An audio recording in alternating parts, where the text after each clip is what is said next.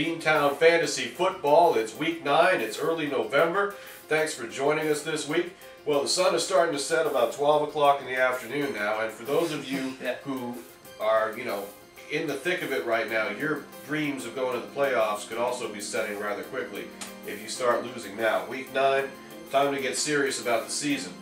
With us tonight are BG, my man, Ace Wonder, Mark Fury, I'm the Jaker. It's week 9, this is the quarterback edition. Let's tear into it right now. BG. You know we're going with McNabb on Monday night against Dallas.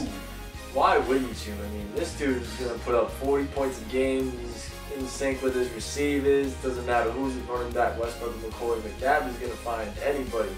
And he's going to find Mr. Magnum Sellers himself. The Magnum TV. Gotta go with McNabb. And for my other quarterback, I gotta go with David Garrett against Kansas City. Kansas City's terrible on defense. And, Jacksonville will move the ball, so I definitely see him putting up some points this week. David G. and Mr. McNabb. One of the worst pass defenses out there is Kansas City.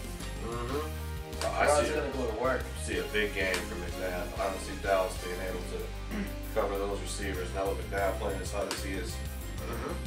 I think Garrard's got to redeem himself. He went up against one of the worst defenses in the league and laid an egg last week. Well, who are you sitting? I gotta sit Philip Rivers against the Giants this week. I mean, the Giants losing 3 straight, that ain't gonna happen. I think they're gonna get front 4 pressure. They're gonna get to Rivers, probably shut down Tomlinson. I don't see him getting anything going. I look for them to bounce back after the bad losing streak. They're still the Giants. They can still put that defense on. I hope so. It's tough been a Giants owner these last couple of weeks. I mean, all or nothing, it's been nothing. Thank you very much, BG. Ace Wonder. What's up, man? Who are you starting in week 9? Quarterback. Tell the fans. Starting Matt Hasselbeck going against the porous Detroit Lions defense. They've given up over 250 yards a game and through the air, which is 6th worst in the league. I mean, Hasselbeck got so many weapons to choose from against this team. He got TJ Who's Your Mama, Championship, John Carlson, Nate Burleson, plenty of targets, plenty of points. Matt Hasselbeck. The General. Yeah. I agree. And if you don't have Hasselbeck, I hope you got Aaron Rodgers. Because Aaron Rodgers is gonna go to work this week. Been on fire every week, man. Yeah. Last week, throwing for over 300 yards against 3 touchdowns against a real good Vikings defense. And he's gonna think he died and gone to heaven going against the Bucks. I mean, they've been terrible. They've let up the 3rd most touchdowns in the league this year. And if Rodgers doesn't put up numbers like he did last week, I'll be severely disappointed. All right, who are you sitting? It may surprise everyone at this panel, but I'm sitting Matt Sharp going against Indy this week. I like it. Indy's pass defense only let up 3 touchdowns all year. They've had 7 interceptions. Andre Johnson's a little dinged up. You don't know who's going to come out the backfield with them. A little too unpredictable. I mean, Sharp's had a great year, but Indy's just too good. Biggest thing with Schaub is Owen Daniels is done for the year. Now, with Andre Johnson dinged up, he's going to have to rely on guys like Jacoby Jones and Kevin Walter, and neither of them have really been consistent at all this year. All right, Ace, thank you very much. Hey, anytime. Mark Fury. Yes, sir. Going into week 9, who should be in the fans' lineup at quarterback? Oh, one who should definitely be in your lineup is Joe Flacco. Flacco! Going against the Cincinnati Bengals. Flacco's exceeded all expectations this year, and he's throwing for nearly 265 yards a game, and he has 12 touchdowns already. He's going up against Cincinnati, who has the 3rd worst pass defense in the NFL. He struggled a little bit in the first game against them a couple of weeks ago, but that was with Antoine Odom. Flacco's going to have a lot more time to throw, and he's going to light this team up. Flacco. Pro Bowl season for Flacco. Absolutely. One more is Jake Cutler going against the Arizona Cardinals. Cutler's due for a bounce-back game. He's too talented to be playing like he is right now. The Arizona Cardinals are not a very good pass defense, and I look for that big bounce-back game to come this week. I really like this matchup, and especially because he's got 2 receivers in Johnny Knox and Devin Hester who can make the big play.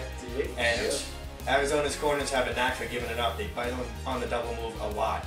So look for either Hester or Knox to pick up a big touchdown and really help out Cutler this week. Young Let's see what happens. This 50-50 with me for Cutler, though. I mean, Like I think he's capable of putting up like 375 any given week. But then there's just like teams where you think he's gonna put up numbers, he just somehow messes up. All right, who are you sitting?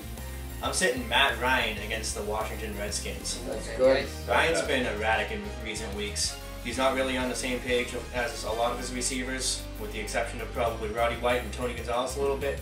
He's been making some questionable decisions, really trying to force the ball into Tony. And this week he's facing the Redskins, who have an underrated pass defense. They have the second best in the NFL. Right. They've only given up 6 passing touchdowns all year. The Falcons' key to victory is going to be with Michael Turner in the running game, and your key to victory will be with someone other than Matty Ice. Oh, yeah. I agree. Totally. Yeah, last Monday night, he looked like he was forcing a lot of balls into Did. coverage. He did. He had a lot of bad throws.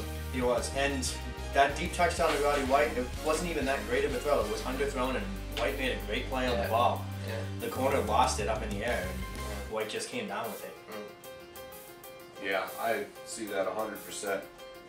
All right, now going into week 9, my picks for quarterback, we're going to start with Vince Young of the Tennessee Titans going up against the San Francisco 49ers.